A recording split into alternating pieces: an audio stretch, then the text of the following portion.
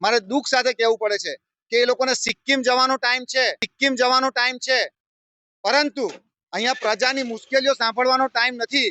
આજે 22 લાખ રૂપિયા ખર્ચી અને તમે સિક્કિમની જે પ્રવાસે ઉપડી ગયા છો, એના કરતા જો એ 22 લાખ રૂપિયા આવા ગરીબ અને મધ્યમ વર્ગને આવી સોસાયટીમાં જો નાખ્યા હોત તો આજે લોકોને પીવાનું ચોખ્ખું પાણી મળ્યું હોત। આજે અમારે વિરોધ એટલા માટે કરવો પડ્યો છે, આ સ્થાનિક લોકો વિરોધ કર્યો છે કે ભાઈ કોઈ પણ હિસાબે અમને ચોખ્ખું પીવાનું પાણી મળવું જોઈએ। વડોદરા મહાનગરપાલિકાના ઇલેક્શન વોર્ડ નંબર 8 ની વાત કરવામાં આવે તો એમાં આવેલી ખોડિયાર સોસાયટીમાં છેલ્લા 6 મહિનાથી ગટરનું પાણી પીવાના પાણી સાથે મિક્સ થઈને પીવાના પાણી સાથે આવ્યું છે, ત્યારે સ્થાનિક લોકોએ વારંવાર ચૂંટાયેલા પ્રતિનિધિઓને એટલે કે કોર્પોરેટર અને ધારાસભ્યશ્રીને વારંવાર રજૂઆત કરી છે, તેમ છતાં અહીંનું કોઈ પણ નિરાકરણ નથી આવ્યું।